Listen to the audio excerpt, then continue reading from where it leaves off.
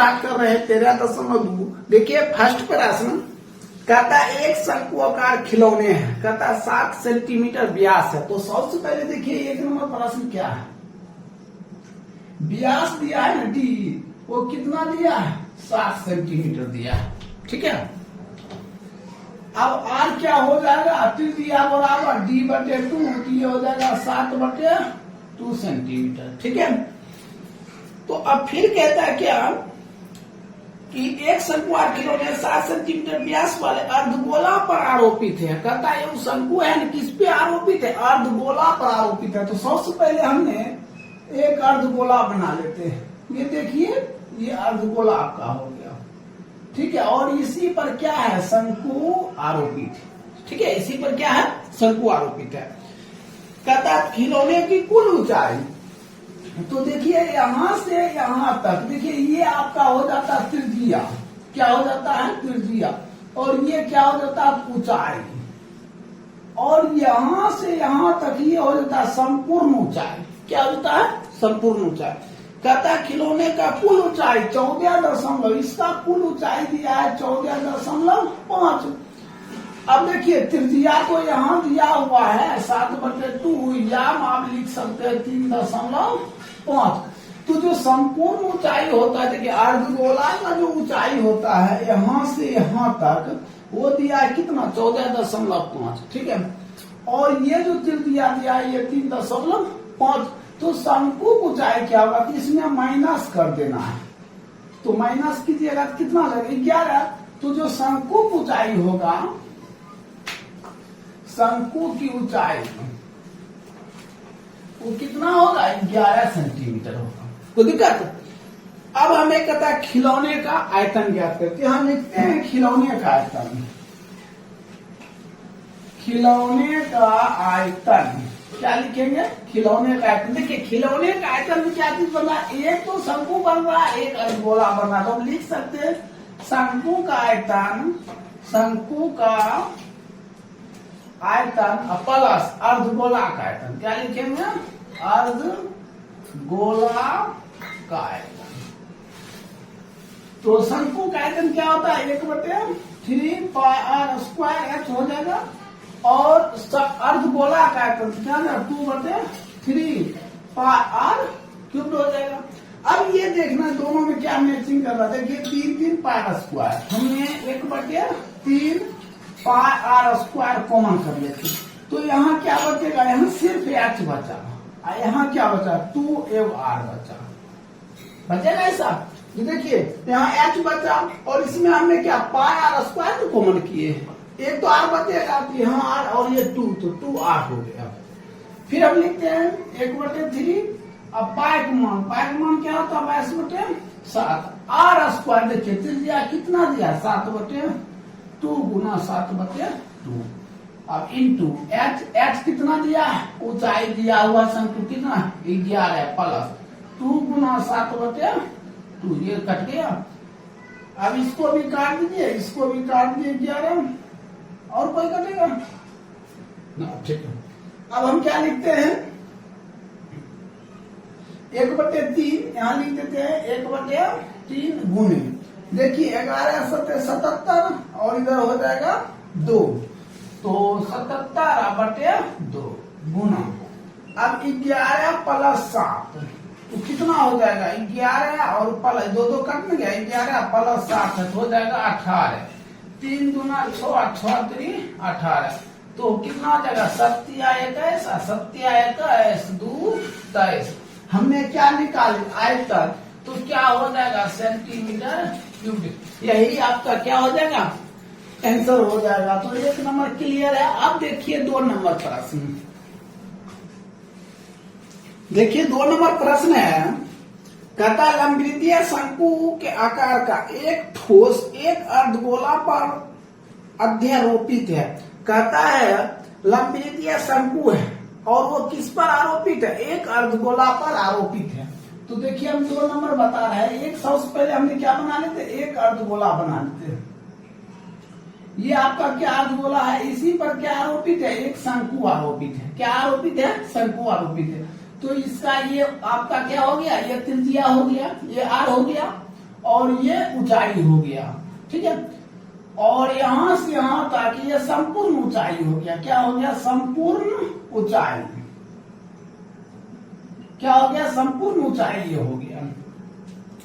अब हमें क्या कहता है? अर्धगोला की त्रिज्या 2.1 सेंटीमीटर। ये जो त्रिज्या दिया है तो कितना दिया है? 2.1 सेंटीमीटर दिया हुआ है और ऊंचाई दिया है 4 सेंटीमीटर। तो देखिए यहां से यहां तक संपूर्ण ऊंचाई दिया है कितना? h बराबर 4 सेंटीमीटर। अगर हम शंकु की ऊंचाई निकालते यहां से यहां तक तो इसमें माइनस करना पड़ेगा। क्या करेंगे? 4 माइनस 2.1 1.9। जो शंकु की ऊंचाई निकला है वो क्या निकला? 1.9 निकल गया। कहता है उस ठोस को पानी में बेलनाकार टब में इस प्रकार रखा। कहता है कि बेलनाकार टब में इस प्रकार रखा जाता है कि पूरा ठोस पानी में डूब जाता है, ठीक है। तो हमने एक बेलन बना लेते हैं, यहाँ पे एक बेलन बना लेते हैं। ये आपका बेलनाकार टब हुआ, ठीक है। ये आपका इसका ऊंचाई हो गया, ये क्या हो गया? त्रिज्या हो गया, ठीक है। तो कह रहा है क्या? त्रिज्या, बेलन की त्रिज्या ये दिया है कितना? 5 सेंटीमीटर और ऊंचाई कितना दिया? 9.8 सेंटीमीटर दिया है। कहता है कि टब में बचे पानी का आयतन। तो आप शेष पानी की भी आयतन लिख सकते हैं या बचे पानी का भी आयतन लिख सकते हैं। तो हम लिखते हैं बचे पानी का आयतन। बचे पानी का आयतन। तो बचे पानी का आयतन लिखेंगे तो सबसे पहले क्या लिखेंगे? बेलन का आयतन। क्या लिखेंगे? बेलन का आयतन। बेलन का आयतन माइनस क्या? ये ठोस है तो ठोस का आयतन। ठोस का आयतन। तो देखिए यहाँ बेलन की जो आयतन होता है क्या होता है? पाई आर स्क्वायर एच माइनस ये ठोस का आयतन क्या होता है? तो ठोस का आयतन हो जाएगा क्या? एक तो हो जाएगा शंकु का आयतन, एक क्या हो जाएगा? अर्धगोला का आयतन। तो हम लिख सकते हैं तो शंकु का आयतन क्या हो जाएगा? 1/3 पाई आर स्क्वायर एच प्लस इसी में अर्धगोला है तो 2/3 पाई आर क्यूब। ये हो जाएगा क्या? ठोस का आयतन। देखिए ठोस का आयतन में क्या? ये ठोस हुआ। ठोस का आयतन में दो चीज है, एक तो अर्धगोला है, एक शंकु है। तो शंकु का आयतन प्लस अर्धगोला का आयतन। अब हम क्या काम करते हैं? यहां से लिखते हैं पाई आर स्क्वायर एच माइनस इसमें क्या कॉमन आएगा वो देखना है। 1/3 पाई आर स्क्वायर कॉमन हो रहा है तो हमने 1/3 पाई आर स्क्वायर कॉमन कर लिया। तो अब क्या बचा है? यहाँ तो एच बच रहा है अब प्लस यहाँ क्या बचा? 2r। क्या हो गया?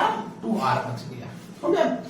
तो अब हम क्या लिखते हैं? पाई का मान क्या लेते हैं? 22/7 गुने ये बेलन का है।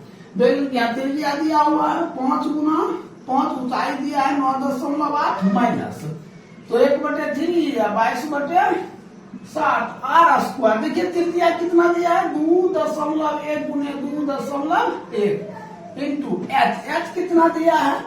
तो 9.1 प्लस 2 गुना 2.1 हो गया। अब हम फिर क्या इसको देखिए कैंसिल करते हैं। ये कितना हो जाएगा? 10। 5 दूना 2 से काट दिया 11 तो 7 से 7 कम 7 बच गया 2 7 चौका 28। अब हम क्या करते हैं? 14/70 और 70 को 11 से गुना करेंगे तो 770 माइनस, ठीक है। यहाँ 2 रख देते हैं। अब इसको कैंसिल करते हैं। 10 आए 10 ये भी हो गया 10 7 3 आई 21 ये खत्म हो गया। अब क्या करेंगे? देखिए 22 गुना 21 करेंगे और ये क्या हो जाएगा? 100। तो 22 गुना 21 करेंगे तो क्या होगा? 462 होता है। हमने लिख देंगे 462 बटे 100 इंटू। अब हम क्या करेंगे? 1.9 प्लस इसको गुना कर देते हैं 4.2 हो गया।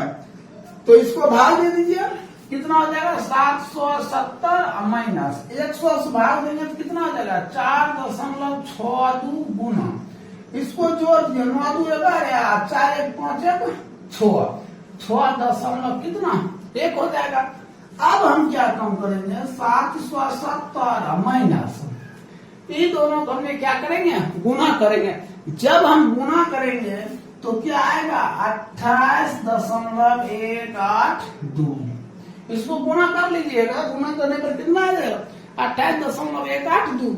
अब इसको क्या करते हैं, हम घटा देते हैं। जब घटाइएगा आप 741.818 सेंटीमीटर क्या आ जाएगा क्यूब। यही आपका क्या हो गया, राइट उत्तर हो जाएगा। तो इस तरह आपका 2 नंबर भी क्या हो गया, समाप्त हो गया। अब देखिए 3 नंबर प्रश्न। देखिए 3 नंबर प्रश्न है। 3 नंबर प्रश्न का दवा का एक कैप्सूल बेलन आकार का। तो सबसे पहले हमने क्या बनाते, एक बेलन आकार को बनाते। देखिए ये बेलन हो गया आपका, ये क्या हो गया, बेलन हो गया। कहता है जिसके दोनों सिरा पर एक अर्धगोला लगा, इधर भी एक अर्धगोला लगा हुआ और इधर भी क्या लगा हुआ है, एक अर्धगोला लगा हुआ है। कहता है पूरे कैप्सूल की लंबाई, देखिए यहाँ से और यहाँ तक ये पूरा कैप्सूल हुआ। इसका लंबाई मतलब ऊंचाई दिया है कितना, 14 mm मिलीमीटर दिया हुआ है। और इसका व्यास, देखिए व्यास यहाँ से यहाँ तक डायमेंशन जो डी दिया है वो 5 mm दिया है। अगर हम आर निकालते तो डी बटे क्या था 2, तो 5 बटे क्या 2 mm हो जाता है। अब एक बात ध्यान दीजिए, हमने इसका यहाँ से यहाँ तक ये त्रिज्या हो गया, यहाँ से यहाँ तक ये क्या हो गया, त्रिज्या हो गया। ये दोनों साइड कटेगा, मतलब ई अढ़ाई और अढ़ाई कट जाएगा। ये त्रिज्या जो 5/2 है और ये 5/2 है, तो अढ़ाई अढ़ाई 5 हुआ, 5 माइनस कर देंगे तो ये जो बेलन की ऊंचाई यहाँ से यहाँ तक है वो घटकर हो जाएगा कितना 9। तो ये ऊंचाई हो जाएगा 9 mm। ये क्या बेलन की ऊंचाई हो गया। अब हमें कहता है पृष्ठीय क्षेत्रफल ज्ञात करें। तो कैप्सूल का पृष्ठीय लिखेंगे, कैप्सूल का पृष्ठीय क्षेत्रफल, पृष्ठीय क्षेत्रफल। तो पहले क्या लिखेंगे, बेलन का क्या लिखेंगे, बेलन का आयतन प्लस 2 अर्धगोला का आयतन, 2 अर्धगोला का आयतन लिख दिए। अब हम बेलन का आयतन क्या लिखते हैं, पाई r स्क्वायर प्लस 2 अर्धगोला का आयतन तो 2 गुने 2 पाई r स्क्वायर। अब इसमें हम कॉमन कर लेते हैं, क्या कॉमन होगा, पाई r स्क्वायर कॉमन हो जाएगा। कॉमन कर सकते हैं, पाई r स्क्वायर इसमें भी है और पाई r स्क्वायर इसमें भी है, तो कॉमन कर लीजिए। तो अलग अलग सॉरी यहाँ अर्धगोला है, तो अर्धगोला 2 बटे क्या हो जाएगा 3 हो जाएगा, ठीक है 2/3 पाई r स्क्वायर। तो हम इसको लिखते हैं 22/7 गुने r स्क्वायर। देखिए त्रिज्या तो दिया हुआ है,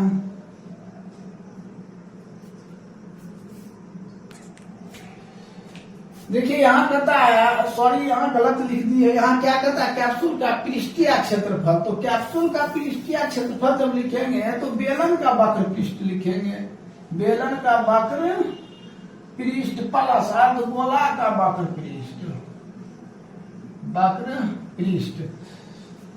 तो अब बेलन का वक्र पृष्ठ क्या होगा 2 पाई r h प्लस अर्धगोला का वक्र पृष्ठ 2 गुना 2 पाई r क्या हो जाएगा स्क्वायर हो जाएगा। इसमें कॉमन कर लीजिए 2 पाई r कॉमन कर लीजिए, इधर क्या बचा h प्लस इधर क्या बचा 2r बचा।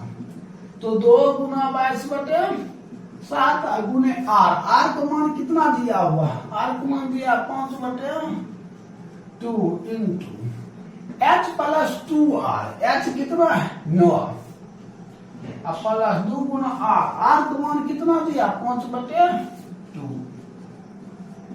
कैंसिल।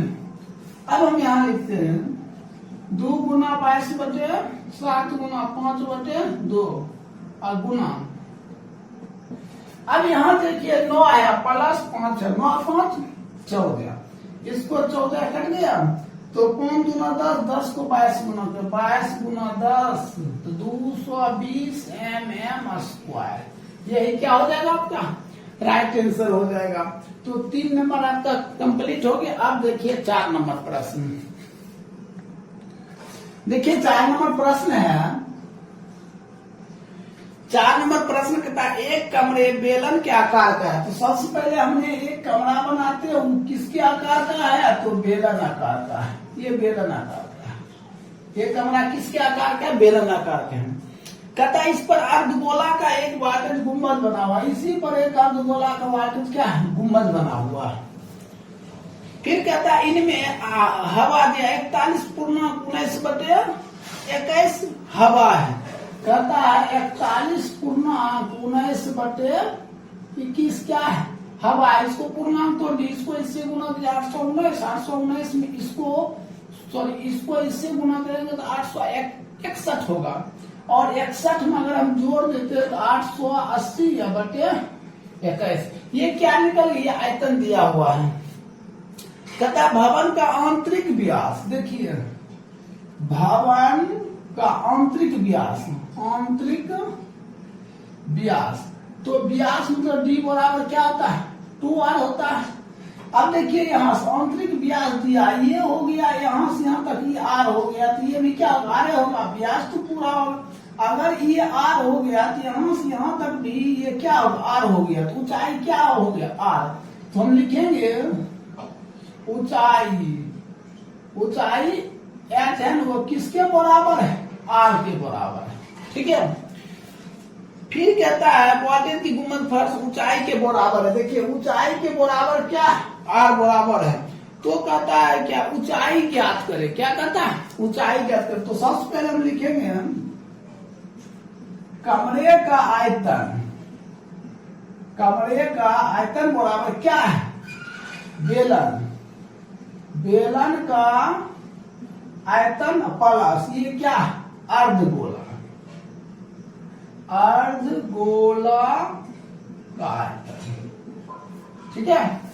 तो हमने क्या कम करेंगे? बेलन का आयतन क्या लगेगा? पार स्क्वायर h प्लस अर्धगोला तो 2/3 पार क्यूब। हमने इसमें पार स्क्वायर कॉमन कर लेते हैं। क्या करेंगे? पार स्क्वायर हमें कॉमन कर लेते हैं, या नहीं करेंगे छोड़ दीजिए, ऐसे ही रहने दीजिए। यहाँ क्या लिखते हैं? पार स्क्वायर गुने, देखिए एच है ना बेलन को है ऊंचाई किसके बराबर आती है? यहाँ पे हम r रख सकते हैं।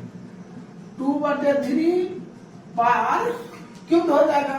तो ये कितना हो जाएगा? पार क्यूब प्लस 2/3 पार क्यूब। इसको इससे गुना करेंगे कितना? 3 पार क्यूब प्लस 2 पार क्यूब बटे 3।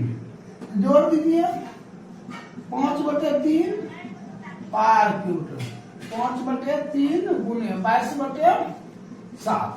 सॉरी ये हो गया आपका, ये हो गया। अब इसके बराबर देखिए ये जो कमरे का आयतन लिखे हैं, कमरे का आयतन दिया हुआ है कितना? 880/21। यहाँ भी कितना लिखेंगे? 880/21। तो यहाँ हम लिख सकते हैं 880/21।